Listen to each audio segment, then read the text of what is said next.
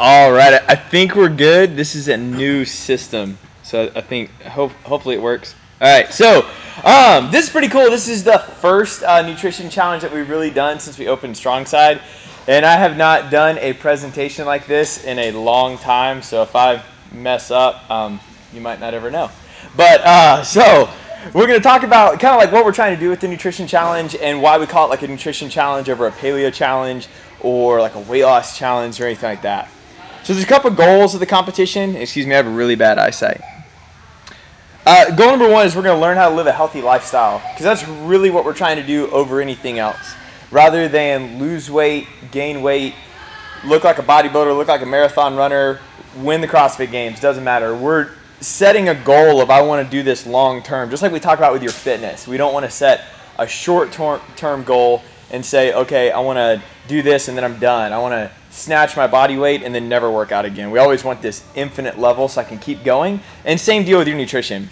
And it takes a good bit of strategy to make that happen. Learn how to reach your goal of lose weight, gain weight, whatever you're trying to do. Nutrition gets really confusing, and it's almost like a religion of whatever you believe. It's so embedded in you that you'll fight that to the end, regardless of if it's correct, incorrect, whatever. And it gets really confusing. People think they need to change everything to lose weight or everything to gain weight, or because their goals might be different, that they should do a completely different nutrition program than somebody else. And that's not really necessary. I mean, it doesn't have to be completely different based on what your goals are. And we want to make nutrition fun and less stressful. You'll notice a lot of people build up a lot of resentment with nutrition. A lot of people enter it, stay on it for a couple weeks, maybe even a couple months, and then, oh, I can't do it. And it's usually their fault. They usually think that it's, I don't have the willpower to do that, I can't muscle through it, just wasn't for me, whatever it is. Weight Watchers, Jenny Craig, paleo, doesn't matter, it just didn't work for me, I don't like it, couldn't do it. Or we put it on a pedestal and it's so unattainable that we get too stressed out and we're like, oh, I can't do it. Like a lot of people do that with paleo. And that's kind of like we've gotten off that name of paleo, because paleo is cool, but it's so limiting, and which is fine. I mean, it's not like it's not correct, but it's so limiting. A lot of people feel like they can't do it because all they hear all the time is, I can't do this, I can't do this, I can't have that, oh, I can't have that. Like, what in the world can I have? So the first thing we want to talk about is, I call it the skinny on obesity. So like, what's the down low of obesity? And I feel like at some degree, everybody has a goal of I want to lose fat, or at least burn fat, whatever it is. I don't care if you want to lose 50 pounds, then obviously, yeah, your goal is you want to lose fat. If your goal is that you want to see your abs, well, you're gonna have to lose fat to do that, because there's fat covering your abdomen, and that's why you want to see it. And no matter what your goal is, your goal, whether you know it or not, is to burn fat. Whether it's for a short duration or long duration, your body's most efficient energy system is fat. So we know that straight off the bat, regardless of whatever you believe is correct or incorrect with nutrition, your goal is to burn fat. But what happens a lot of times is everybody has their own goals. They're kind of like, I want to do this, I want to do whatever. And then there's this whole like thing on obesity. Everybody's like, where are we going with it? I don't know. You know, everybody's got a different nutrition philosophy. So what we really want to do is bring to light how prevalent this issue is. And the last part of this will really make you understand what we're trying to do with it. But as far as obesity goes, America currently spends $250 billion a year on managing obesity and obesity-related illnesses. And a lot of people look at that and they go, first off, what in the world does that have to do with me? And then we'll talk about that in a second. And then they look at that and they go, well, I've never had $280 billion in my bank account, so I have no idea what that even means. I can't wrap my head around it. Well, to give you an example, let's look at Starbucks. Starbucks obviously provides health care for their employees, just like most companies. And Starbucks spends more each year paying for their employees' health care and managing disease than they spend on coffee. And Starbucks only uses the top 3 coffee beans in the world. And that's not just Starbucks, that's a lot of other companies, but they're spending more on managing their employees' disease from obesity-related illnesses than they are actually buying the product that makes them money. And then we can look at something called fatty liver disease. So we don't have to spend a lot of time on this, but basically you have alcoholic fatty liver disease and non-alcoholic fatty liver disease.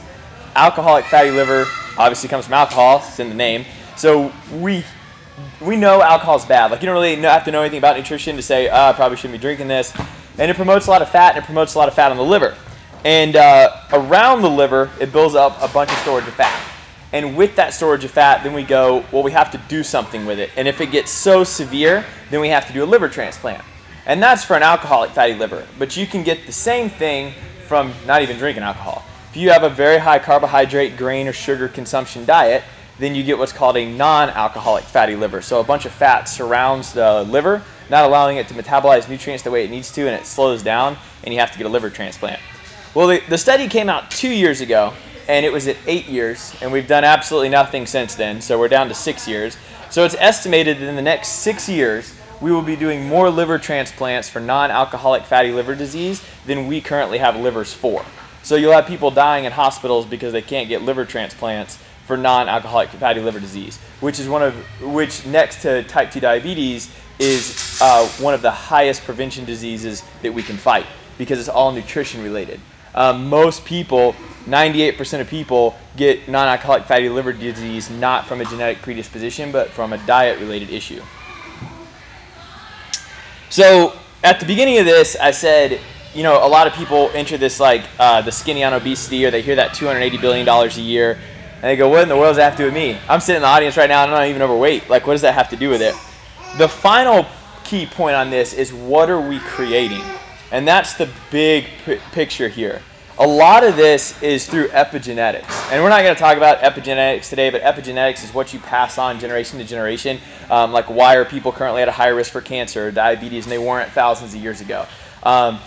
Blue eyes were only estimated to come about 10,000 years ago, so on and so forth. What over time in our genes is making this happen? And your genes, or your DNA, is only made up of amino acids, and amino acids make up grams of protein. They can totally be taken in and out, and they can be messed with and all that stuff, so that's a whole nother conversation. But really, you have to look at what are you creating over time. And the more sick we are, and the more that we just pass it up, is the more that we affect over and over and over again. And you guys heard me talk about like CrossFit and stuff in the sense of that. You know, it's funny when you talk about it with, like, you know, Rich Froning now in 20 years might make it to the games. Like, what are we creating? You know, Rich Froning's at the top now, but in 20 years, everybody's going to squat 500 and everybody's going to run a 4-minute mile. Like those elite athletes that every now and then one of them is doing it, it'll just be the norm in 20 years. So we have to look at this and we say, okay, this is our current state with ourselves, but what are we passing on to our children? What genetic predispositions or characteristic traits are we passing on over time? And that's where that really comes into play. So it's not trying to scare you, it's just trying to make you aware of how big the epidemic and crisis really is. So now what we're going to do is we're going to debunk a bunch of myths. So we're going to go over 3 of the big myths, because my goal at the end of this is to empower you, most likely on the hormone section. It's going to empower you with all the correct decisions of everything that you need to do to reach your goal. And I'm assuming that since you're in the audience, I don't have to sell you on the fact that you don't need a bunch of sugar or grains or lean cuisines in your diet in order to lose weight. So I'm assuming that. If I need to sell you on that, then let me know. But what typically happens is we enter it, but we still have these ideas of what we need to do to lose weight. And I keep saying lose weight, but it's all going to be relevant in a second, of lose weight, gain weight, doesn't matter what you're trying to do. I just commonly say lose weight because that's 80% of the people most likely entered this with, I want to lose a little bit of weight. But there's usually 3 fallback things that people look at, and they go, I want to get fit, I want to get healthy, I want to get blank. And it's usually filled with, I'm going to do one of these 3 nutrition things. Just like if somebody says, hey, I want to get fit, they usually don't pick up a barbell and start doing snatches. They probably go walk on a treadmill. So there's things that people turn to. And with nutrition, the first one is calories in versus calories out. So these 3 things we're going to go through are very essential to make sure that we're all on the same page when we start, or else going forward when we start talking about hormones or talk about dieting and meal planning and all that stuff, you're going to go, this makes no sense to me because I didn't understand the core fundamentals. It's kind of like learning how to do a hollow body before you do a pull-up. You got to learn those full fundamentals first. So calories in versus calories out. You might be sitting in the audience right now and go, man, I've been with this guy a long time. I've heard him talk about it a lot. I totally don't believe calories in versus calories out. But at some degree, you either believe in calories in versus calories out, or most likely at some point in your life you have. And I'm definitely one of them. I mean, most of you guys know I weigh less now than when I was 13. That's what got my weight loss journey started and all that stuff. And I was totally, yeah, man, it makes sense on paper. If I eat less and exercise more, I'll lose weight because it's a math equation. And then done. So even if you are the Guinness Book of World Record calorie counter, I don't know if that's a thing, but it could be. Even if at that level, there is no way that, first off, that would even be manageable to say, I mean, to measure your resting metabolic rate, we would have to bring you in and measure how much oxygen you're taking in, the carbon dioxide you're putting out, hook you up to a machine and do that. We can do that. There's a company called New Leaf that does that. We can do it, and then we have to measure that. And we just measure you at rest for 10 to 15 minutes. So first off, that's not even a full 24-hour span. You're going to hear me talk for about an hour. You're going to burn 60 to 90 calories just sitting there. So I hope that there's like a little Excel sheet at home or something like that that you're monitoring that in. You're going to need to wear a heart rate monitor every single time you work out and measure all the calories burned. Every time you drink a glass of cold water, that's going to be 7 to 14 calories for your metabolism to speed up to manage that. And the list goes on and on and on. And you would have to write down every single thing that you eat. You would have to make sure that 1-to-1 ratio, exactly what you're burning is coming in. I mean, look, like, doesn't that stress you out? Like the amount of stuff that you have to do to manage that. So first off, we know that that most likely can't even happen. Then when we look at it and we say, well, okay, I get that I might not be able to manage it exactly, but what if I do it around? Like if I say I ate 2,000 calories-ish and I burned 2,500-ish.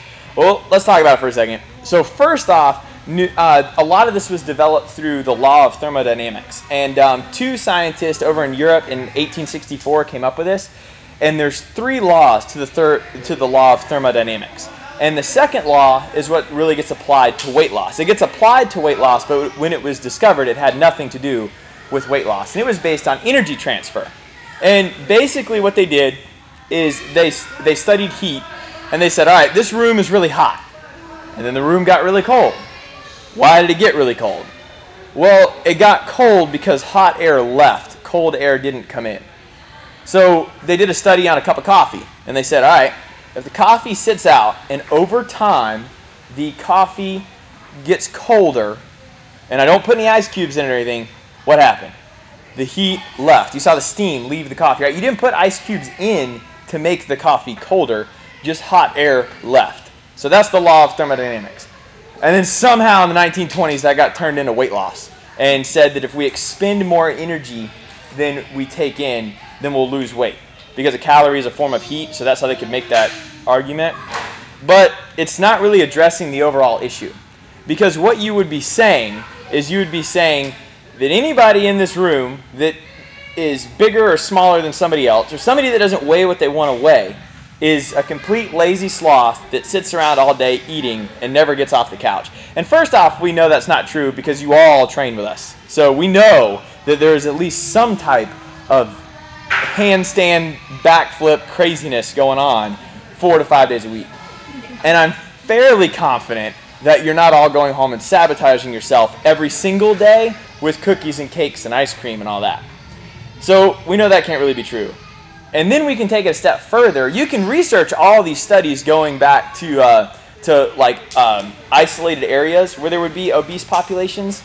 But even in current day state, if we have a third world country or a rural area where we know there's no amount of high income, because we can make the argument with high income. You got more money, you could probably buy more food, you could probably eat a whole lot more. But if I have a low income area where there's an overweight mother and an underweight child, the law of thermodynamics would be saying that the mother is starving her child so she can eat, which we know isn't true. If we look at WIC, which is a government-funded program of women, infants, and children, we look at it and we say, all right, they supply food or somewhat discount food for low-income families. The average person on WIC eats 800 calories less per day than the average person not on WIC.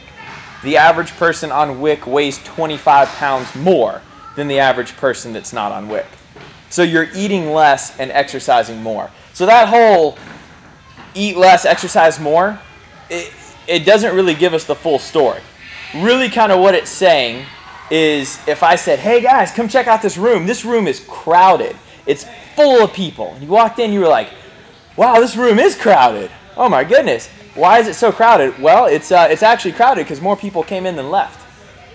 You'd be like, what? Yeah, duh. Like, of course more people came in than left. So at some degree, I'm not saying that it's not about any degree of calories. If you go home and eat nonstop and you attempt to gain weight and you order pizza every day and ice cream for breakfast, yeah, there's probably a psychological issue that we need to talk about that's making you gain weight, but I seriously doubt that that's the problem. And to label it of calories in versus calories out isn't really telling me, it's not really telling me the whole story. There's an underlying issue of hormones that we're going to go into next.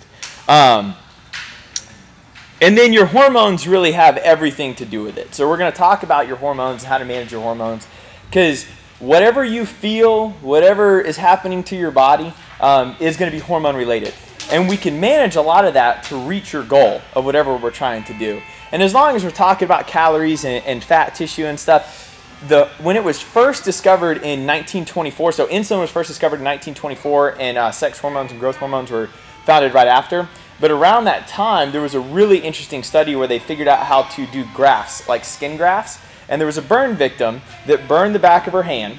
And I guess I should say beforehand, you have this thing called lipophilic or lipophilia, where your body loves to accumulate fat, and we're gonna talk about that. But it's basically saying, like, I can eat 800 calories a day, I can eat very little, and I'm storing a bunch of fat. More cells are lipophilic on your body than others. Like, we all have that midsection problem, right? Those cells are lipophilic, they love to accumulate fat. Maybe your opinion, whether you have a fat forehead or not, but you really don't have a fat forehead. Nobody's forehead gains a lot of fat, right? Like, your belly is going to store more fat than your forehead. So these fat tissue would be more lipophilic than these. So that's that story. Well, the burn victim takes on the back of her hand, or burns her hand and gets a skin graft from her hip to the back of her hand. 20 years later, she becomes obese, and only the back of her hand starts storing fat, because these fat cells that transferred were still able to get the hormone signal of storing fat. So everything's really hormone related, and that matters way more than how many calories you eat, or it overtakes any amount of willpower that you thought you had. Your hormones will take over everything. Point number 2 is that fat makes you fat. We get that all the time, because again, that makes sense on paper, right? People freak out when I tell them to eat more fat. But your body requires fat to work. So first off, let's stem off cholesterol for a second. Like, we're not really here today to talk a lot about cholesterol. We got some really good videos out about it. But let's look at the simple argument of cholesterol. Everybody says that cholesterol should be taken out of your diet and you should eat less cholesterol and all that. Okay. Well, cholesterol is actually made in your liver, and it's used in every cell in your body. If you didn't have cholesterol, you would die instantly, and your body would never make something that killed itself. So for anybody to say you have to take cholesterol out of your diet doesn't really make any sense, because you're making it right now while you're sitting here. So, like, there's a lot of arguments like that get really popular because, I don't know, maybe you want to sell more egg whites or whatever.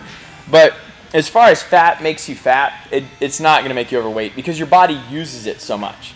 So number 1, let's look at your nerves. Every nerve in your body is coated with a myelin sheath, and it allows those nerves to work. It's completely made of fat. Your brain is 70% fat. Every cell in your body requires fat to work. And you can use fat for a really good amount of energy. But the trick is that your body will only burn what you feed it. So if you feed it a bunch of carbohydrates, it's going to burn a bunch of carbohydrates. That's where we start getting into that lipophilic or lipophilia. And the problem is you didn't join this competition saying, man, I want to lose 10 pounds of carbs. If I could lose 10 pounds of carbohydrates, I would be so happy. No, you probably said I want to lose 10 pounds of fat, or whatever that number was, or I want to feel better, I want to do whatever.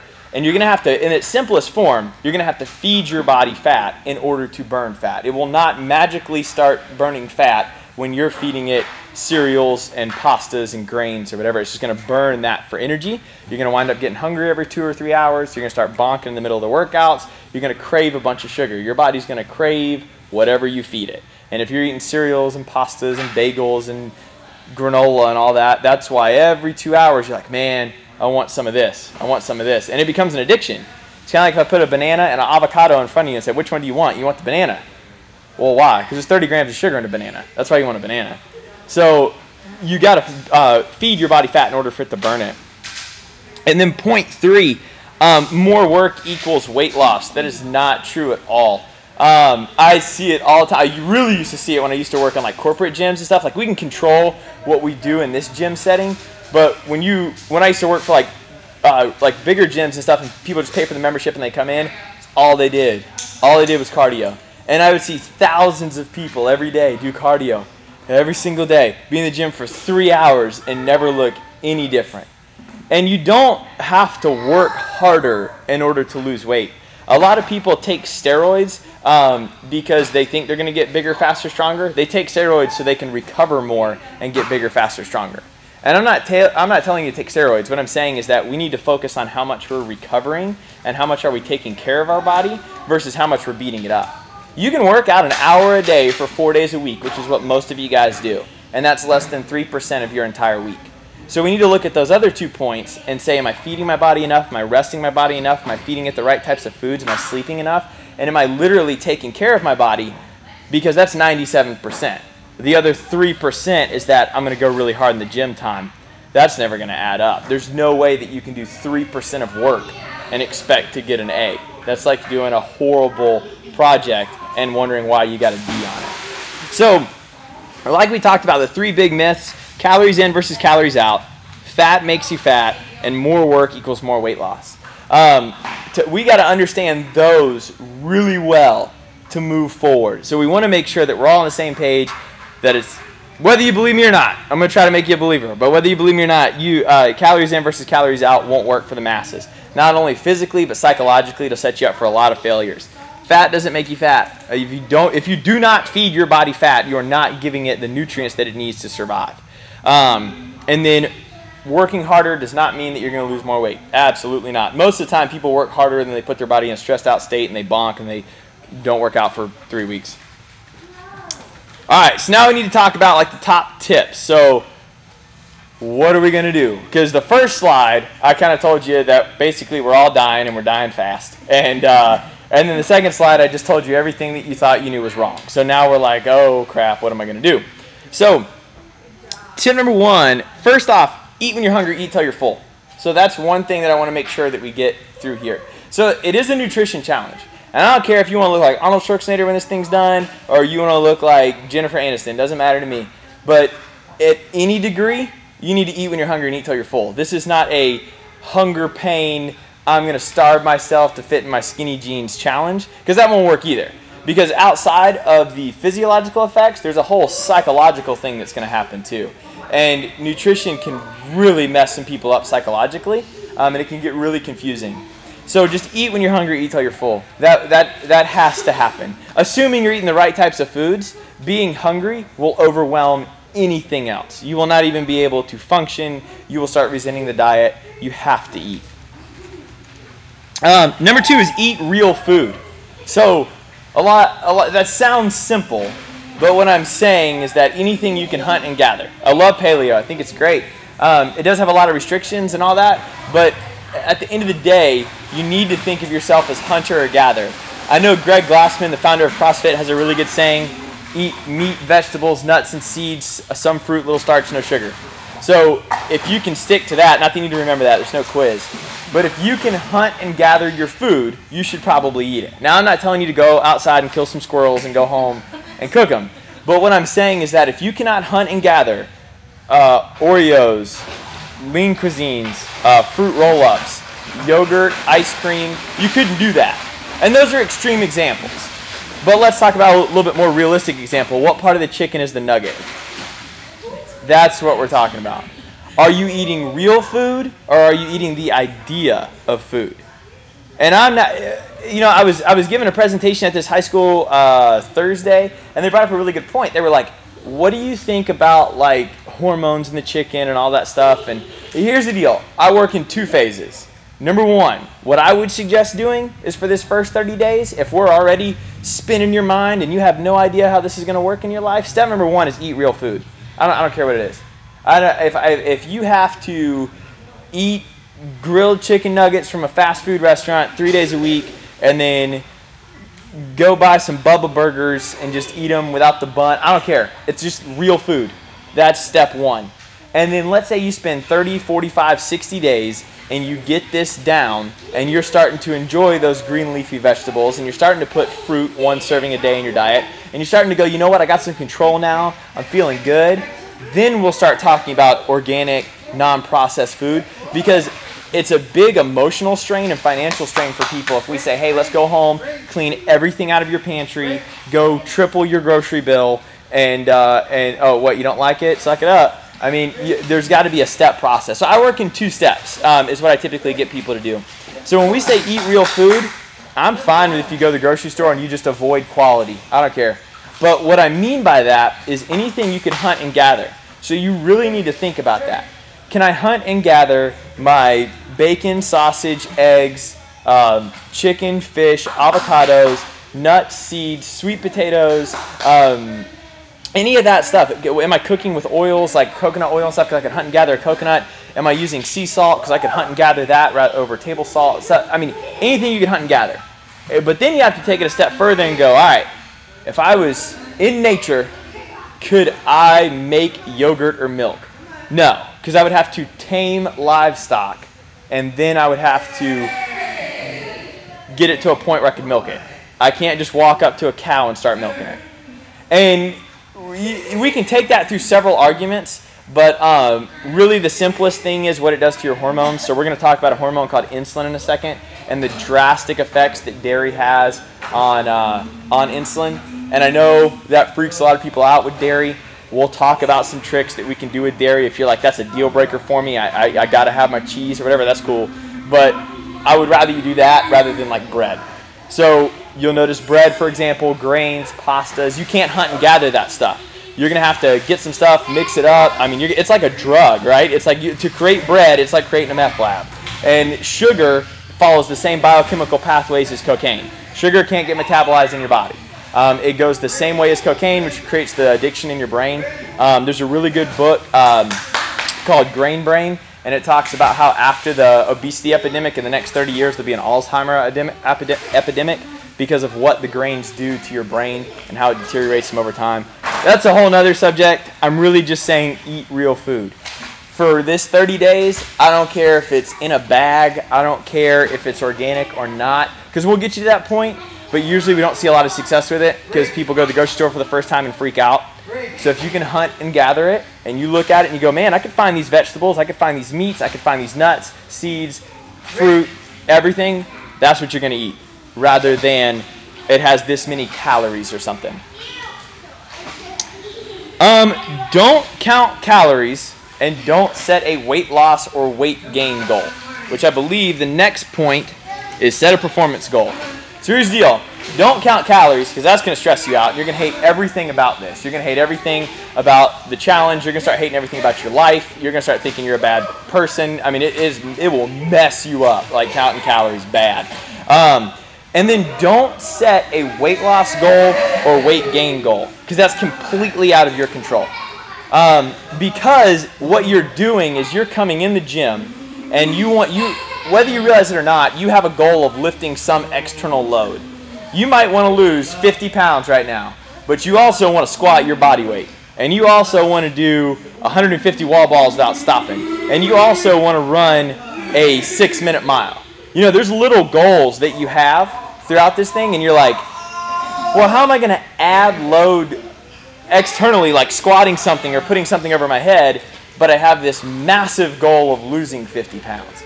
So you're already doing stuff that kind of headbutts. Not in the sense of it's going to keep you from reaching your goal, but just logically, we're going, how are we going to make that happen? So set a performance goal. Because if you set a weight loss goal or weight gain goal, you're now going to set yourself to a standard that's not really in your control, that also has a big effect of making you feel like a loser. And you don't want to do that.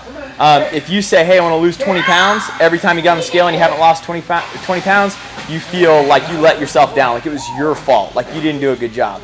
Every time you want 18-inch biceps and they're not 18 inches, oh man, that was your fault. You didn't do enough, whatever, to reach your goal. And that's not true, but that's what we think about. Because I'll tell you right now, you will never weigh what you want to weigh, and you will never look the way you want to look. And if we start setting those as goals, we're already dooming for failure. Because the second you reach your weight loss goal, you're going to set another one. Because it's just not good enough. If I could just have my calves, you start getting weird. If I could just have my eyebrows look a little different. If I could have my calves look a little, I mean, it gets so insane of what we set goals for. And that's only natural. I mean, that's human nature, is we chase a golden nugget and we want to keep going with it.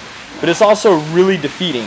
Rather than if we say, you know what, we've done Fran like 5 times, and man, I'm at 5:15 on Fran. I want to get sub 5 minutes. And we start chasing that. Oh man, there's so much more we can win at that area. And if somebody says, like, think of it this way, Fran, 21:15.9, thrusters and pull-ups. This is aggressive, but let's say your goal was to do it in under 4 minutes. I mean, that's really aggressive, right? What if you came in the gym every day and said, I'm going to make Fran in under 4 minutes? When you got Fran in under 4 minutes, you'd be like, yes, I got it. Holy cow, where'd these come from? I mean, like, you have to be a very serious athlete to do Fran in 4 minutes. Well, you might say, well, okay, I'm still working on 14 minutes. But whatever degree that is, you might say a pull-up, a handstand push-up. I want to squat my body weight, whatever that is. You have to go through some serious adaptation changes. You have to come into the gym and work really hard, and you have to dial in your nutrition and performance to be able to do that. So if you say, I want to get 10 handstand push-ups, I want to get 1, I want to do this, you have to do stuff to win along the way. So if I want to do my first handstand push-up, I got to get my first handstand. Then I have to get my first handstand push-up on 3 ab mats, and then 2 ab mats, and then 1. And then I won like 5 times doing that. I feel so much better. My self-esteem is a lot higher rather than, oh, didn't lose my weight again. And then at the end of that, what have you accomplished? So if you say you want to lose 20 pounds, first off, you can't lose 20 pounds and go tell everybody about it without everybody kind of looking at you a little weird. Like, all right. But if you talk about a handstand push-up or you talk about something performance-related, it's just human nature. We're more likely to congratulate you, whether that's you or somebody that you don't know. Like when you really think about it, if you walk up to your buddy and you go, hey, dude, I lost 20 pounds, they might be happy, but you can't really integrate that in a conversation to get that conversation started, at least within us, rather than a performance goal of, I just snatched my body weight or something like that. It's setting you up for so much more success. All right, now here's the big one. Manage your hormones. This is everything that you need to do to reach your goals in this one slide, right? $1 billion information right here. We can affect this and we can change it to reach whatever our goal is, as long as we're following the guidelines of the 2 previous slides. As long as we're not getting wrapped up in calories, as long as we're not worried about our fat consumption, as long as we're not trying to kill ourselves in the gym without proper recovery, as long as we're not focusing on this number, because those are all psychological things that won't allow your body to change, because you'll get so psychologically wrapped up in it that you won't be able to reach your goal. So here's the deal. There's this horrible hormone called insulin. And it does some good stuff. All right, what it does is when you eat and stuff gets broken down to blood sugar. Every time, it doesn't matter what you eat, it gets broken down to blood sugar and goes into your bloodstream. Insulin gets secreted from your pancreas, meaning your pancreas shoots it out, and it manages blood sugar to keep you from going into a diabetic coma. So thanks, insulin. That's it. And then after that's done, then that's all it needs to do. A little of it can store inside the muscle cells, but after that, its job is done. However, the standard American diet is 65 to 75% carbohydrates, which means that way more insulin gets produced than needs to. So all this insulin that's floating in your body is called hyperinsulinemia. All it does is store fat. Insulin is the director of fat storage on your body. So we talked about 1924 insulin was founded. They knew all the way back in 1924 that insulin made you store fat. That's all it does. When there's extra insulin inside the bloodstream, after the blood sugar has been managed, it starts grabbing fat and storing it inside your cells. So if we want to manage fat, increase or decrease in fat, we have to manage insulin or other sex hormones like testosterone or estrogen or epinephrine, norepinephrine, anything. We don't have to go that deep. But insulin, if it's really high, you're going to store a bunch of fat. If it's really low, you're not going to store any fat. It's really that simple. And then we could talk about like type 1 diabetics, insulin dependent, type 2 diabetics, insulin resistant, and they play their own game, but that's a different conversation. This is really just about fat storage. So, secreted from the pancreas to manage blood sugar, and it's the director of fat storage on your body.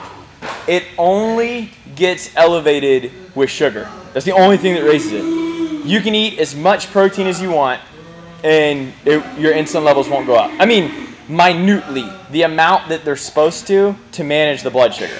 Excess protein is not going to create excess insulin to store body fat. Same thing with fat. There's no sugar in fat.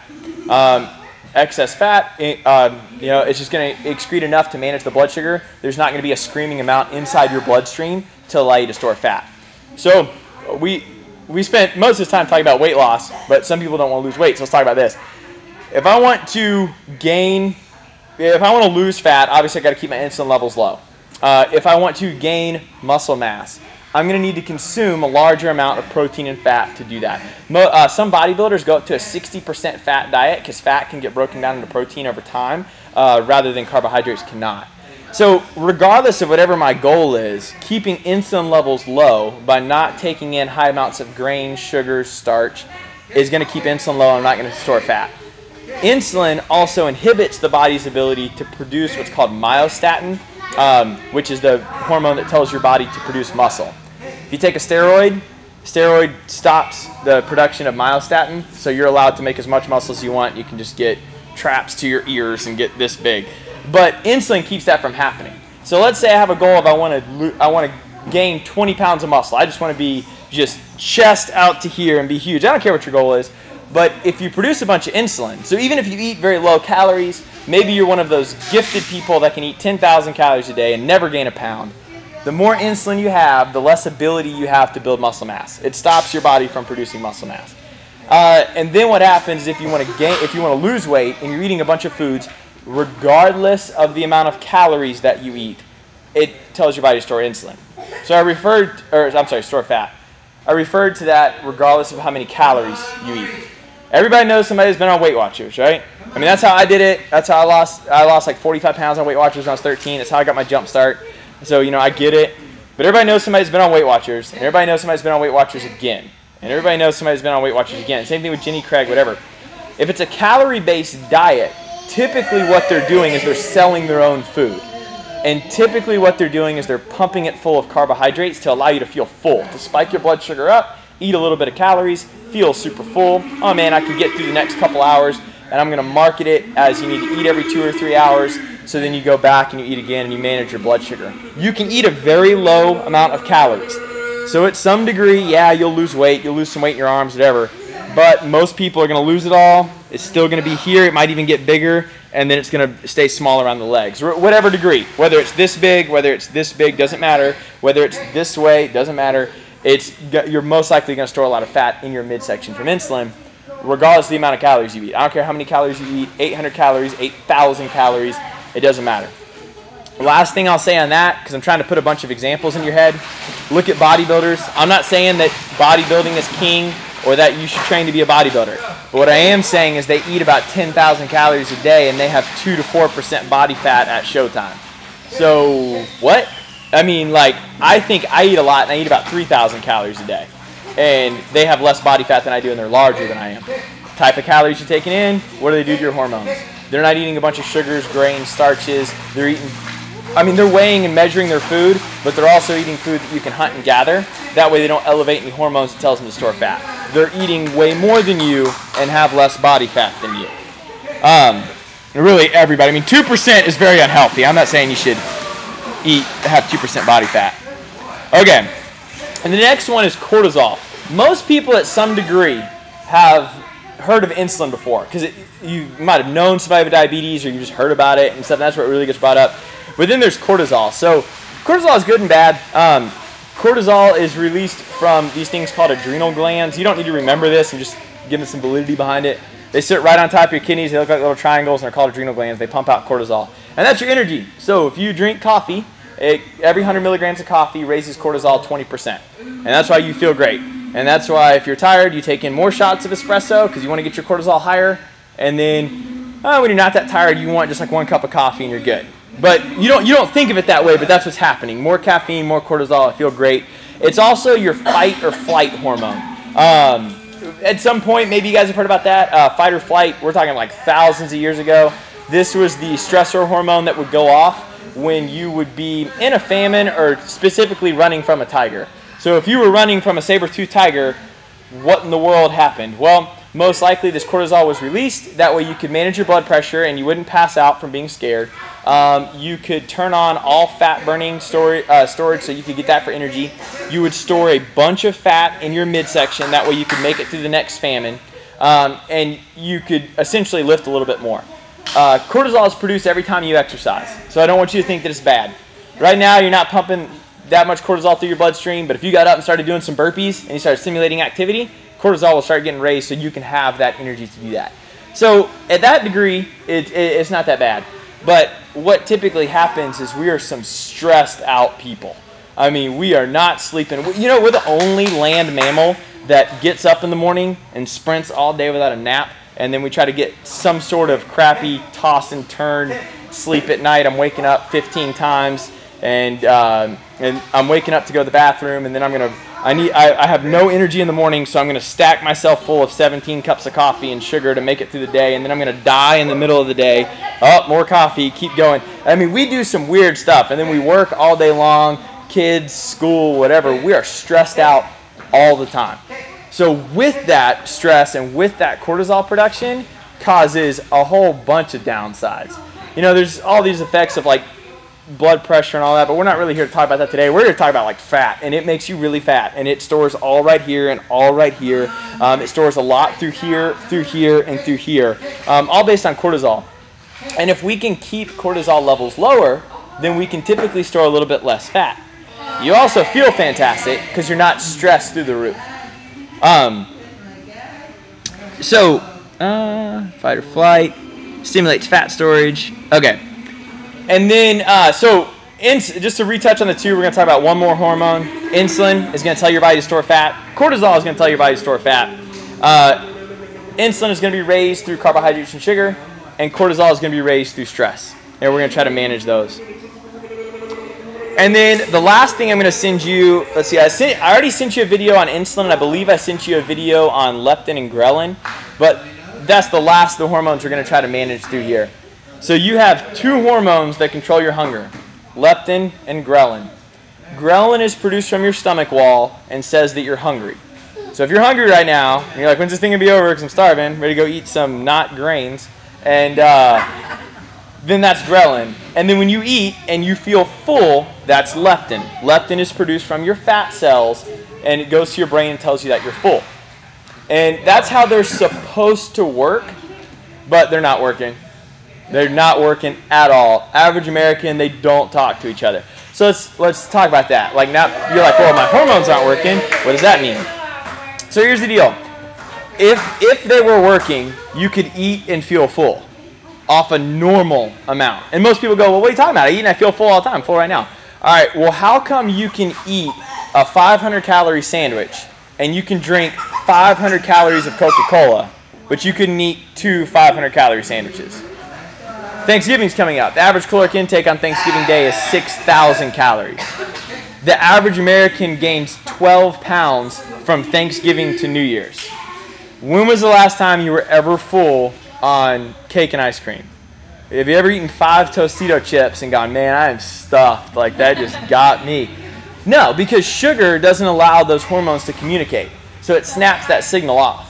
So it makes no sense that if a calorie is a calorie, so going back to slide 1, if it's all about calories, how come I'm more full off a sandwich rather than I'm more full off a Coca-Cola? If same amount of calories, I can drink 1,100 calories of Coca-Cola, I can go to Quick Trip and get an extra large slushie, whatever, and I'm not full. But if I were to have half that in a protein bar, I'd be full. It doesn't make any sense. Well, when you take in sugar, it doesn't allow those hormones to communicate with each other. Whether that's on a single basis, like when you eat per meal, or whether it's on a long-term basis. Maybe you've eaten so much sugar, so much grains. Average American takes in 150 pounds of sugar per person per year. So maybe you've taken in, and just to put that in relevance, South Africa, 32 pounds of sugar per person per year. So just to put that in a little bit relevance there. So you take that in over time, your hormones don't work. But the cool thing about this is leptin and ghrelin only take 3 to 5 days to start communicating again.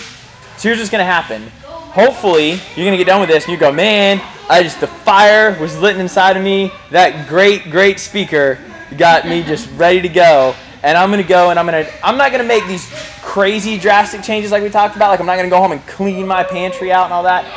But you know what? One thing I can definitely start doing is I'm gonna cut out the grains. No more bread. I can handle that. I'm a strong-willed person, and it is a drug, and you're gonna start craving it. And 3 to 5 days, you're gonna crave it really bad. You can eat more. You can say, you know what? I'm gonna cut out these breads, but I'm going to start eating 4 eggs with breakfast instead of 2. And then I'm going to have a protein shake. I'm going to snack on nuts and seeds. I'm going to get a Perfect bar from Whole Foods or Costco or something. And I'm going to eat more, but because I have this absence of grains and starch, my signals are going to go, whoa, buddy, where's that drug? Where's that sugar? Well, like we talked about, follows the same biochemical pathways as cocaine. So it's going to create that addiction. Our goal is not to make you hungry. I'm not saying that it's not going to happen, but the goal is not to make you hungry. If you're hungry, you eat and eat more. But you're going to notice that these leptin and ghrelin hormones are not really going to communicate with each other very well for the first 3 to 5, maybe even 7 days, depending on how severe it is. The second that you cheat, it makes it that much worse. Hey, me and Megan cheat every couple weeks. Like, we don't have like a set, like I encourage people, if you're going to have a cheat meal, cheat. You know, it's because it'll drive you insane. I don't think we have like a set day. It's just kind of like, hey, we haven't cheated in like 2 weeks and I really want some pizza. We're going to eat. I'm not saying that like you shouldn't ever do it. What I'm saying is that if you fight, and then make it through and you're like, man, I feel good on day 9, and then you cheat, you're almost right back to it. So give it a little bit more time before you start dabbling into cheat meals, and because you will revert back to it. So that leptin and ghrelin takes 3 to 5 days to manage. I did send that video out. I have a video on leptin and ghrelin and how it works. Watch that video. It's only like 5 or 6 minutes long. But it talks about how to manage those hormones, because that's really going to manage your hunger more than anything else. You're going to eat more. Whatever your goal is, lose weight or gain weight, you're going to want to eat more. And you have to be able to manage your hormones to do that. So the 3, it's really 4 hormones, but the 3 sets of hormones we're trying to manage. Insulin. If I raise insulin, I'm going to store fat. If I raise insulin, I'm going to inhibit my body's ability to gain muscle mass. I'm going to raise insulin through starch, through grains, through sugar. We talked about how we're going to talk about milk again. Lactose does not raise your blood sugar very high, so it kind of gets away with a lot. A lot of people push it to the side because it doesn't raise your blood sugar very high. Lactose actually elevates insulin higher than grains, so that's why we kind of steer away from that dairy, regardless of the whole Paleolithic thing and milking cows and all that. You know, I get that, okay. But at the end of the day, I can go testing in a lab right now. You take in milk, insulin goes higher than if you eat a sandwich. So we're really trying to steer away from that. If you're like, dude, that's a no-go, I love my cheese, higher fat. Higher fat milk will keep your insulin levels low. Skim milk elevates insulin higher than whole milk. Fat keeps insulin levels low. So if I have a salad with cheese but I put an avocado on it, I got a bunch of fat from that avocado, I'm going to keep my insulin levels lower. That way there's no insulin spike. Same deal with gaining muscle mass. If I want to add a lot of muscle mass, if I'm getting most of my carbohydrates from grains and pastas, muscles aren't going to get as big. Again, look at that bodybuilder. Not saying that you want to try to be a bodybuilder, but I am saying that they're not eating sandwiches. Maybe like in the off season to bulk up a little bit, but they're not eating a bunch of sandwiches and grains and pastas and all that, and it's the same volume of calories, but they're still keeping insulin levels low because they're eating fats and proteins, nuts, and seeds. So that's a good question we get a lot. I'm actually glad you said that, because one thing that I haven't said yet is I don't want you to think that you are on a no carbohydrate diet. Like, that is not what we're trying to get across here at all. You're going to eat plenty of carbohydrates. You're going to eat a bunch. You're probably going to eat 30 to 40% of your diet from carbohydrates. You're just not going to eat a bunch of junk. So if you want to eat rice like once a week or on occasion, or, you know, everybody's body's different. That's one reason we call it like a nutrition challenge. Like, Megan can respond really well to some food before a workout before I can respond really well to food for a workout. I like not eating about 2 to 2.5 hours before the workout. Nothing to do with any scientific research that's ever been shown. I just feel like doo-doo, and I don't like doing that. So everybody's going to respond a little different. You might say, you know what, I come to the gym Monday, Wednesday, Friday, and I notice that I am bonked at the end of the day. I really need some rice or something like that. We'll talk about rice in a second. But you're going to make these changes throughout it to allow your body to perform well. If you make any nutrition changes that drop your performance, we're doing something wrong. We do not want to exit anything. We see that a lot of people will go paleo or they go on a nutrition challenge and they cut so much stuff from their diet that they can't perform and they drop down a little bit in performance. So performance should be your gauge of am I getting bigger, faster, stronger, or not necessarily bigger, but leaner or faster, stronger, I'm performing better, I can lift more. As far as why they eat rice, because it's a carbohydrate that's not going to fill them with grains or gluten. I would recommend white rice over brown rice. Brown rice still has molecules in it that simulate gluten, but that white rice would be a little bit better for you.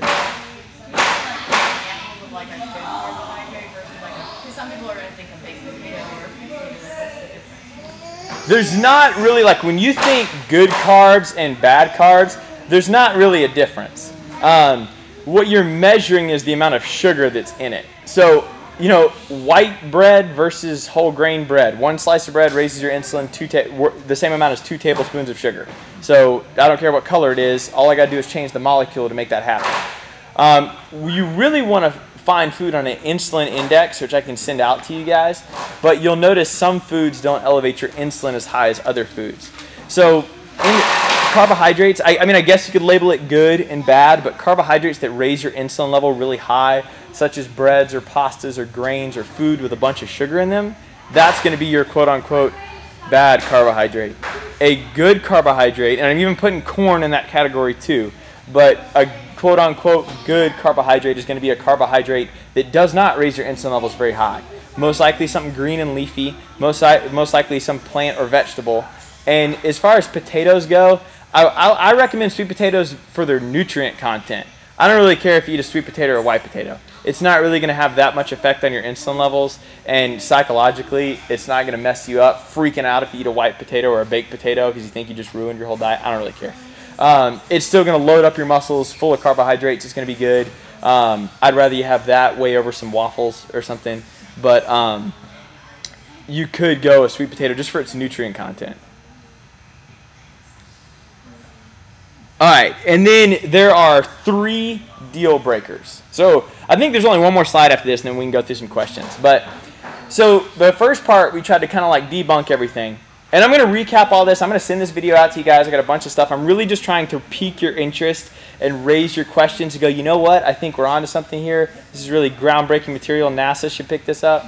But hopefully just raise a bunch of questions and get you going and then get a concept across.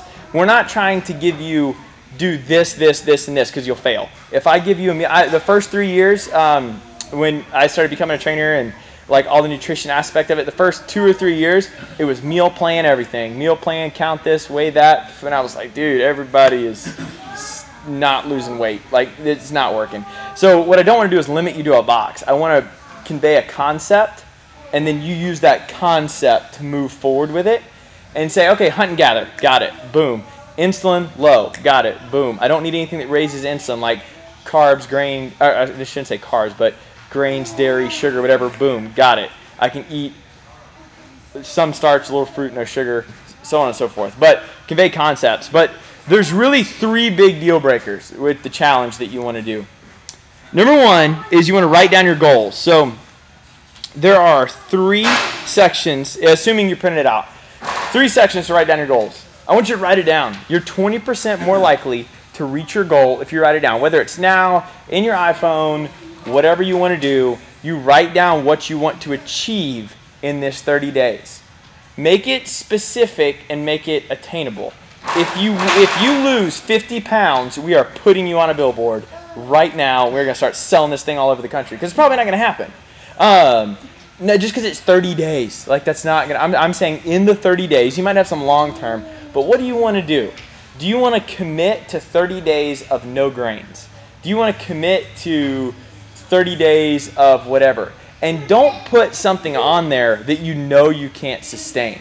It's kind of like saying I'm going to join the gym for 30 days. Like, you're kind of failing yourself if you're like, I'm going to join the gym 30 days, then I'm going to quit and never work out again. Like, you know, once my 6-month contract is up, I'm going to cancel because I reached the pinnacle of fitness in my life, and this is the best I'll ever get, and I'm done. Like, you know, you don't really enter it that way. You enter it with like this, okay, what am I going to learn? What am I going to do to set myself up? But if it's in your head, probably not going to reach it. If you write down your goals, 20% more likely to reach it. Find a buddy, find him today. So find you a nice accountability buddy. Whether I would say me, but then I feel like I'm gonna have 10 accountability buddies, and that's not gonna work. So find somebody, and you don't have to say I have the same goal. Just maybe you want to. There's Starbucks right next to our gym now. Maybe you want to meet there for a cup of coffee. Maybe you want to start like a Facebook group, or you want to do whatever. But you have to have somebody to talk to that's going through the same quote unquote struggle as you are. Somebody that's going through those carb cravings. Somebody that might have the same goal. Maybe it's somebody that also lives in a household where you come home and your spouse doesn't care and they're eating ice cream every day. It's hard to deal with that on your own. You're going to have to talk to somebody about that and push through that. Maybe you feel all this external pressure from whatever, like you're, I don't know, whatever the reason is. I'm trying to come up with stuff, but whatever the reason is, find somebody like-minded or that's going through the same quote-unquote struggle that has the same goals as you to communicate with. Because a lot of people get stuck. A lot of people, for whatever reason, I mean, I know we're busy, but we are here to train you, and that's what we're for. And a lot of people feel like they can't come talk to me or David or Megan because they think we're busy. And that's not, yeah, we're always going to be busy. I mean, but you can come talk to us. But a lot of times that doesn't happen because people feel whatever. So you need to have somebody that you can come talk to. And you need to have somebody that you can convey all this stuff with and talk to them. Not that it has to be like a psychiatry session every time that you meet, but there has to be that outlet of somebody that you can go to because it's going to be a big lifestyle change in a positive way of everything that you want to do. And then there needs to be picking a performance goal. So I put a line down there as well. So what do you want to do within the, I'd set a long-term one, but within the 30 days, what do you want to do? You want to get your first push-up or do you want to overhead squat your body weight? Like something that you can do in 30 days. Don't, if you're running a 10-minute mile, don't put that you want to put a 6-minute mile on there, or we're going to put you on the same billboard as that person that loses 50 pounds, and we're going to start selling this thing all across the country. Because there's no way that that's going to happen. I mean, even if you are already fit, shaving 4 minutes off your mile time in a month is insane. So pick something that you want to do. I don't care if it's just you want to just get up on the rings and hold yourself there. And that's all you want to do, because right now you're all over the place. If you want to do a dip, if you want to do a toe-to bar, whatever that is, just pick something out and chase that and dial your performance in to reach that. And set a long-term one. I mean, I have some crazy long-term goals that who knows if they're ever going to happen, but there's short goals along the way to make that happen. But just to recap a little bit, hopefully in the beginning, we kind of conveyed the concept about unfortunately, everything that you thought you knew was wrong. And then we talked about how to manage your hormones. And then we talked about the hormones that we're going to manage. And again, this is not like we meet today and I don't ever talk to you again. We're going to try to give you guys some more information. We sent you some meal plans. We sent you a grocery shopping list and everything to get you started. And if you didn't get it, I can send it back to you. And then we went over the deal breakers, which is really just about goal setting. But as far as questions go, what questions do you guys have for me? Or what are some struggles? And if I can't answer it, then I can send it back to you in an email. And I can recap all this in email. Have you thought about giving example meals? Yeah, so we sent, and I don't, if it doesn't work, it doesn't work. But I sent out two-week meal plans of ideas and a grocery shopping list. Go check out the YouTube link that I sent out. It's called Constantly Varied Kitchen. Every video is under like 7 minutes long. And it's easy stuff that you can make at home. As far as the meal plans go, look, some people love them, some people hate them. Open them, check them out. If you don't like it, let me know. But yeah, Healthy Living How To is really good. She has stepped away. She's not writing as much anymore. So I don't know how frequent her posts are going to be. Yeah. The website was sent out to you guys. So if you open that email that I sent, it go down to the bottom and it's got like five websites and like 5 cookbooks. Healthy Living How To is really, really good. Simple, they're not like extravagant. Yeah, it's simple. And her husband, just to give you some validity behind the information, her husband, longtime colleague of mine, great guy, he was the vice president of Thorne, who's that pharmaceutical grade supplement company that we carry as well. Super good guy. I mean, that's like a great nutrition family. And they actually just came out with a movie called Fed Up, and it's really good. What about artificial sweeteners? What about him? I mean, do they count? I mean, how do they get dealt with and insulin and all that So here's the deal. This gets really weird because I'm about to blow your mind. Sugar has no calories. What? So carbs, fat, protein, and alcohol, there's only 4 things that have calories. So like a tablespoon of sugar is 0 calories. It's what it does to your insulin and all that, like you were talking about. The goal is to go natural, like a stevia or Truvia or something like that. That's going to be in like most of your really clean products. The less you can use of it, the better, because it's still a sugar. It's going a little deeper than your question, but let's say like everybody argues high fructose corn syrup, right? High fructose corn syrup is just a molecular change of fructose and glucose. So 1 gram of sugar is 50% glucose and 50% sucrose. All I got to do is go to a lab and change how many molecules are in there, and I can make it sweeter or less sweet. And if I make it more sweet, it's called high fructose corn syrup.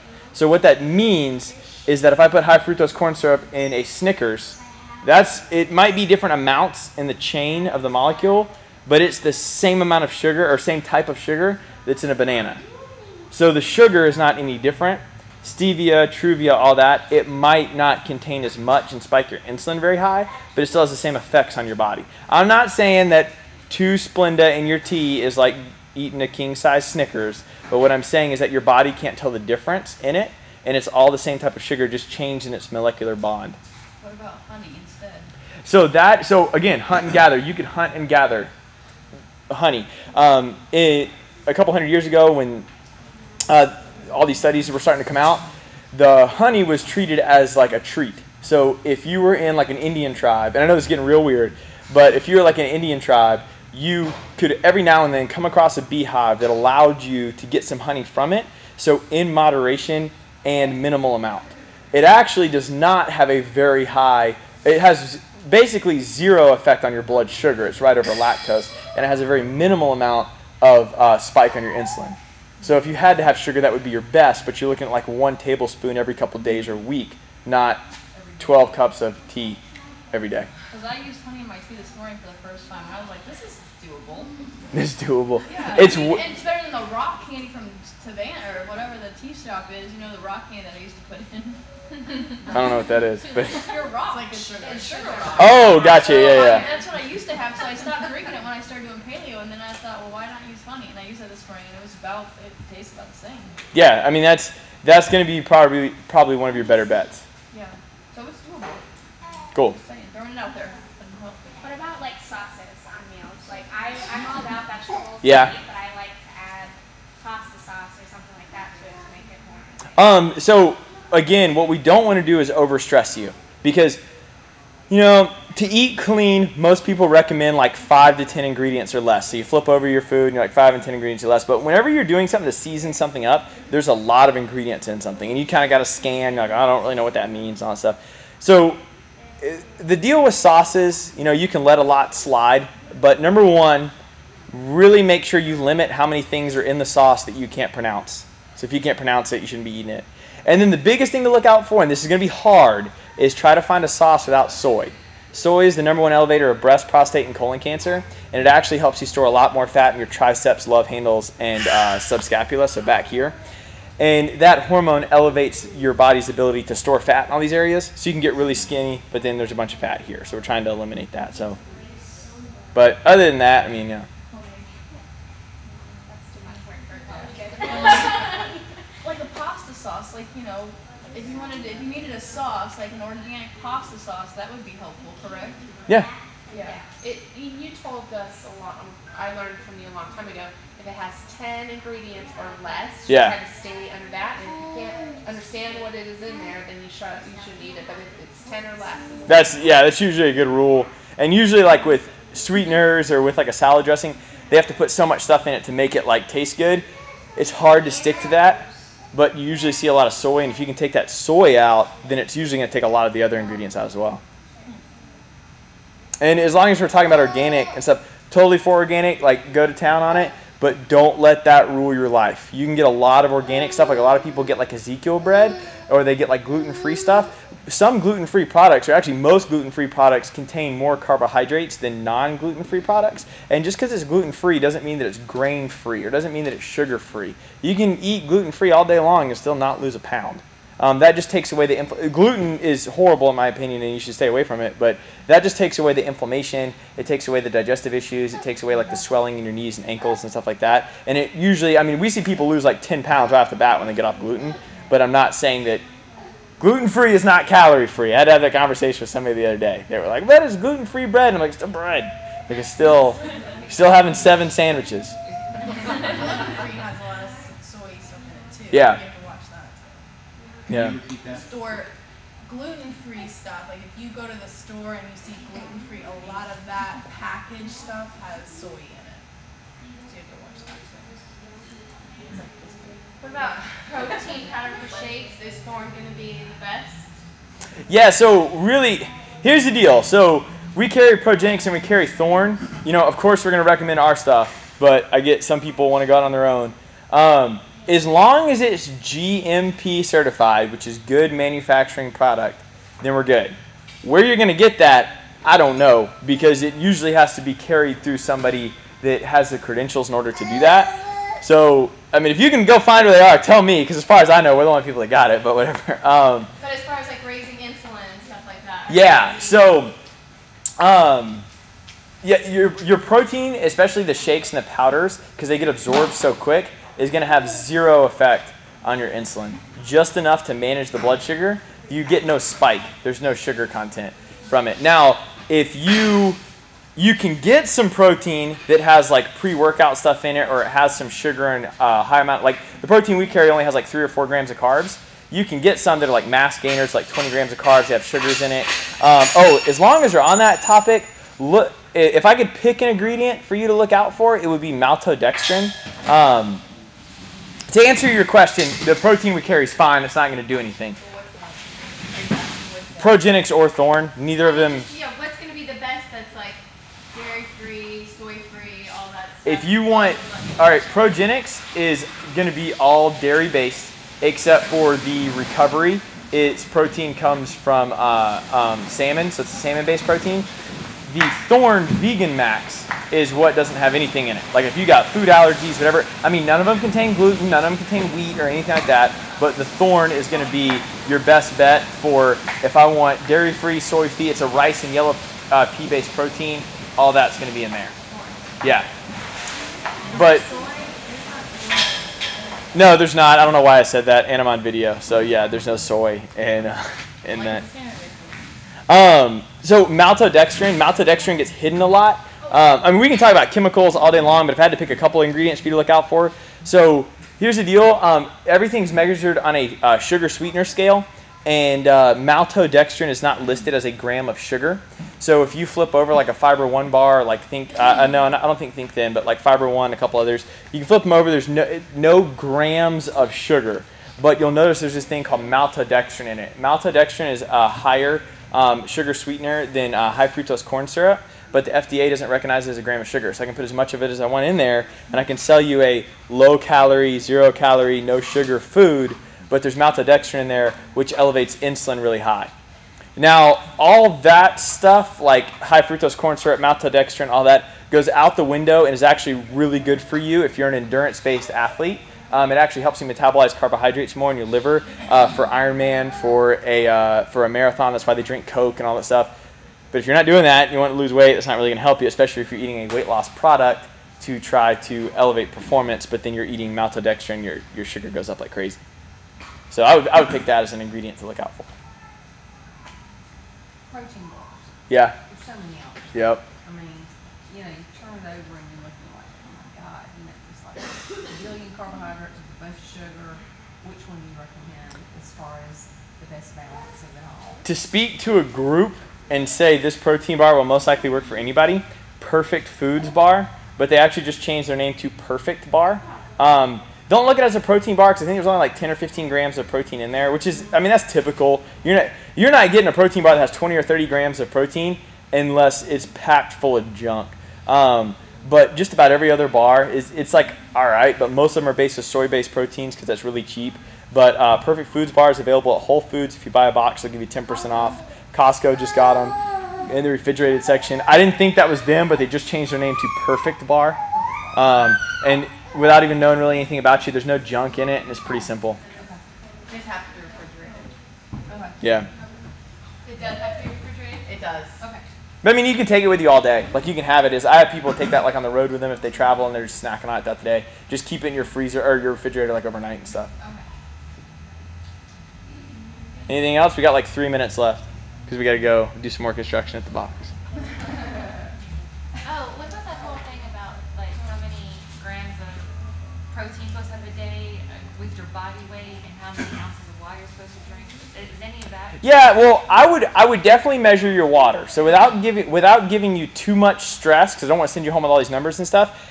At minimum, you need half your body weight in ounces of water per day, plus an additional 16 to 24 ounces for every hour that you exercise. That will make you feel fantastic, help you balance your hormones, keep you more hydrated, and your brain feeling good.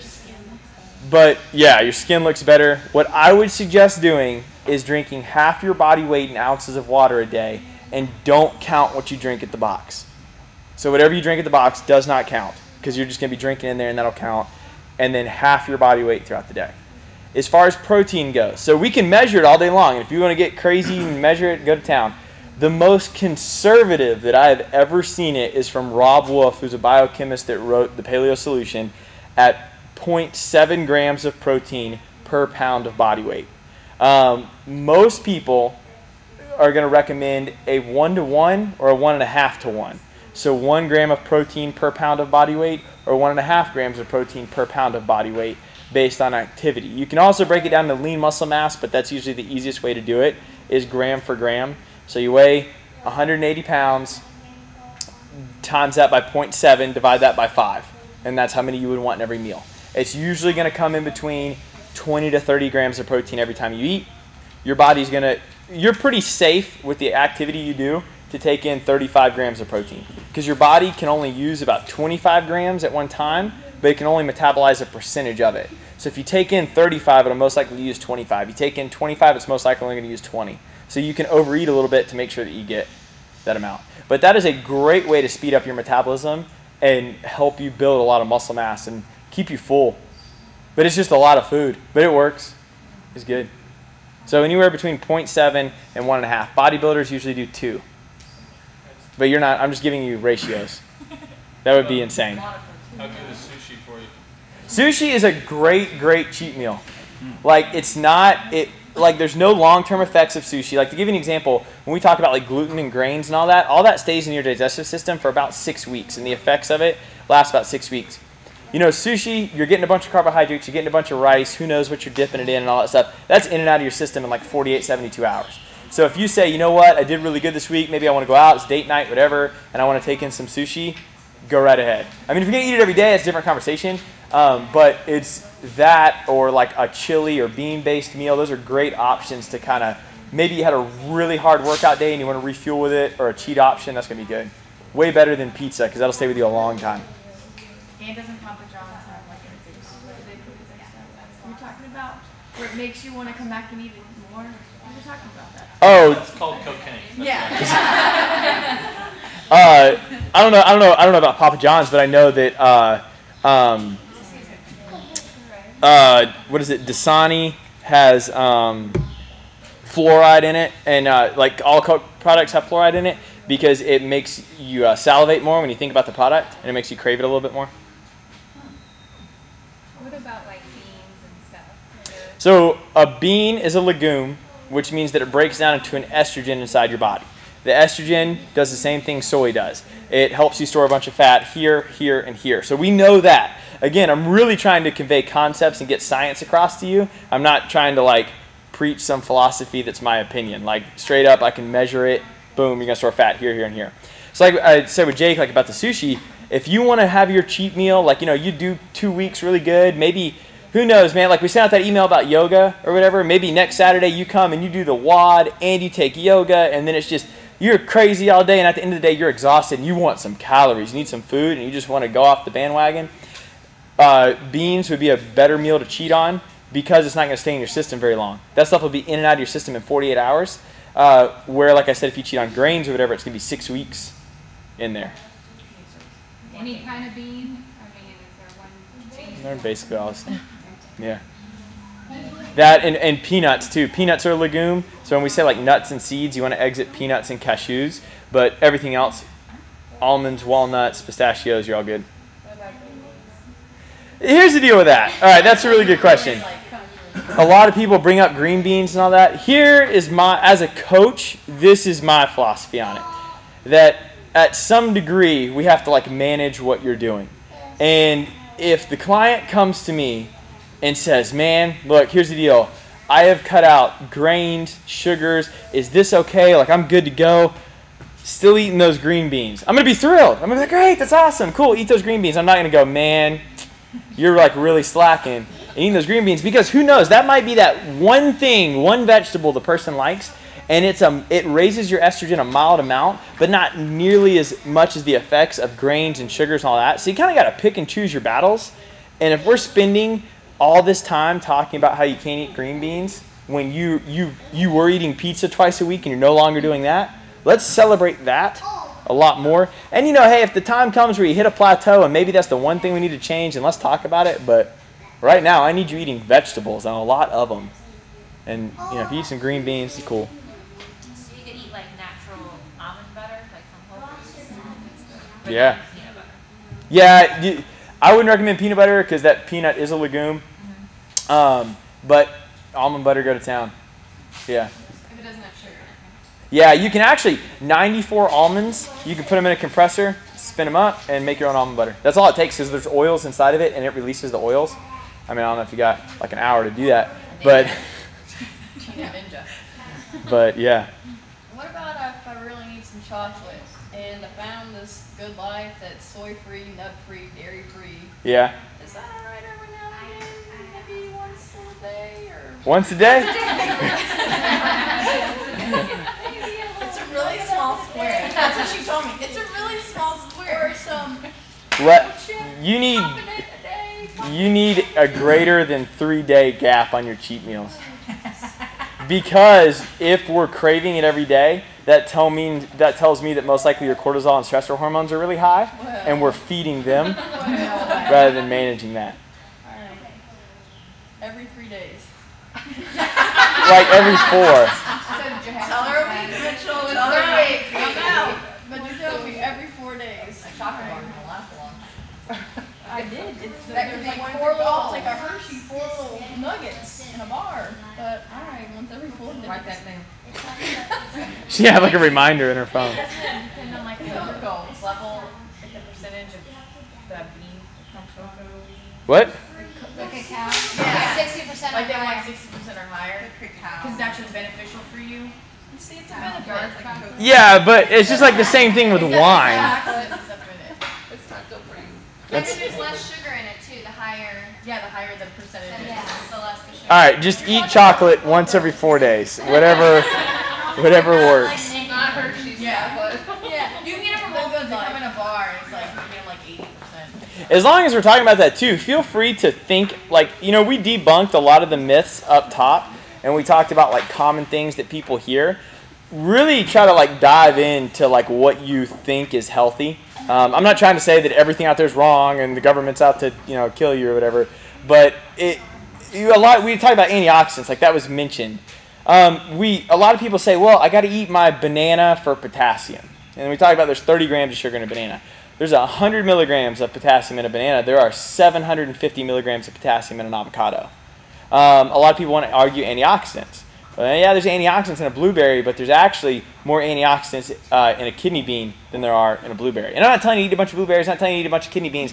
What I am saying is that just because we hear everything causes and prevents cancer, and everything makes you lose weight or gain weight. Like, think of all the stuff that goes around. You hear everything might help you lose this, might help you lose that. I mean, I know we're going on a little bit of a tangent here, but I don't know if you guys saw Dr. Oz got sat down in front of the Senate and grilled out because they felt like he was compromising the integrity of his show by everything that he said was the latest and greatest whatever. They pulled up all these documents or clips of him saying this is the new solution to weight loss and this is the whatever. And the argument they made was you're giving these people hope, and you're giving them so much hope off something that has no study or backing, or it might have like a less than 5% chance.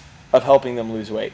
So just because you hear everything, try to do like a little backstory on it and say, you know what, I heard that's healthy for me. Oh man, I can get 7.5 times more potassium from an avocado than a banana. Oh, I'm glad I know that now because there's no sugar in an avocado and there's a bunch of healthy fat. There's potassium, magnesium, there's all this stuff in it. Rather than just say, I got to eat a banana every day and you're actually getting 1/7 of what you could. And a lot of that stuff is really powerful. Like Dr. Oz, I can't say a bunch of names because I'm being filmed right now. But Dr. Oz said something about, like, this is how, it's not about Dr. Oz, like this whole presentation or anything, but he said one thing about an artificial sugar, and this is how powerful the marketing is in the scheme of weight loss. He said one thing about an artificial sugar, and when he said that, the former company that I used to work for, which is a $1 billion company and really big, carried this line of proteins and meal replacements, all that stuff, and it was carrying that sugar, all right? And it's a very natural, didn't raise your insulin, it was really good. Now, you know, Dr. Oz is actually talking about something good. And it only came from a small island in the Bahamas. His show came out on Thursday. Monday morning, the company I was working for got a phone call and said that they had to completely change their line of everything that they made and the products and the distribution rate of how it was made, because that little old place in the Bahamas or whatever is no longer supplying sugar to small businesses. It only goes to big food companies now, because what he said took off so much in 48 hours that it globally changed the rate of how they got their sugar. I know that's like a weak explanation because I don't really know it that well, but I do know that they had to change everything in the products in there just because some dude said that it might help you lose weight. So, yeah. Yeah, it's not some stupid question, but like, okay, you're talking about potatoes. Can we eat French fries with sea salt? No, I mean, do fried. Can you hunt and gather fried French fries? There you go. That's how you always want to think about it. Preparation, if we can't, yep. When it's totally prepared, yeah. Hunt and gather it, then. But what if you at home spiralize them or shred them down the potato and bake them in the oven? Yeah, that's fine. So there you go. Because we're just talking about heat at that point. We're not changing what it's done. Like, we're not frying apples. Put a little coconut oil, some Himalayan pink salt, sea salt, and put them in the oven. Yeah, like we make sweet potato fries and stuff like that, because all you're really doing is you're just heating it up. You're not really adding anything to it. You can totally do that. Just don't get them at. Yeah. Yeah, don't put Not the okay. What about eggs? How many times a week would you imagine eating eggs? I have like 6 a day. A day. Go to town. It will not affect your cholesterol at all. Somebody was like said that to me. They're like, well, aren't you worried about your cholesterol? I was like, not really. And then I thought maybe I should be. So I thought I'd ask you. No, I'll address this, and then right after this we got to go. We're actually putting the rig up today. And if you have any questions, shoot me an email and I'll get them to you. So it won't affect your cholesterol because you have blood cholesterol and you have serum cholesterol. And just because you eat cholesterol, it will not affect your cholesterol. That was actually debunked in the 1940s by this guy named John Yudkin. There was a big study called the 7 Countries, so if you want to go look that up and do that. But basically, it won't elevate your cholesterol because it doesn't have a vessel, and your body makes cholesterol. And by vessel, I mean carbohydrates. Eggs will not elevate your cholesterol. The bagel that you eat the eggs with will elevate your cholesterol. Your body has to have cholesterol, and it gets all these bad raps of like HDL and LDL, and how it works is if here's your arteries, all right? Every time you work out, every time you get stressed, every time you do whatever, there's all these cracks that go through the arteries. And it's basically like if you're driving down the road, somebody throws a rock at your windshield and it spiders out like that. You guys with me? So that's like kind of what your veins will look like. Well, your brain goes, or your body and your brain go, oh man, there's all this stress on the arteries. Let me send LDL, which is low density lipoprotein, out to the bloodstream to fix that. And then it sits on all those cracks. And they're like construction workers. They fix all those cracks. That is made from carbohydrates and sugar. So LDL, low density lipoprotein, is made from carbohydrates and sugar. And it sits on there. And HDL, which is high density lipoprotein, is made from fat. And HDL goes through the bloodstream, basically acts as like a bus, picks up all the construction workers and drives off. And that's how it does it. It fixes it, drives off, fixes it, drives off, so on and so forth. What happens with the standard American diet, and why it gets a lot of rap, is you eat a lot of cholesterol. So you're putting cholesterol in your body, plus your liver is making cholesterol. So you have all this excess cholesterol. And it's sending out all that LDL cholesterol to fix all the cracks over and over and over again. But you keep eating carbs and sugar. So all the cholesterol that your body's making, it's only making LDL because you're only eating carbs and sugar. So it keeps stacking on top of there. And that's where you get atherosclerosis, because you don't have any HDL because you're not eating any fat to come and take that cholesterol away. Again, your body makes cholesterol. It wouldn't make something that killed itself. But that's how it works. You're building up an abundance of the low-density lipoprotein along with other things. If you go research this, you'll see things like VLDL or ILDL and all this stuff. Basically, the sugar just makes all the bad cholesterol, quote-unquote bad cholesterol, and it sticks on there. And because the average American isn't eating a bunch of fat, it can't take away that cholesterol. Cool? If you guys got any questions, shoot them to us.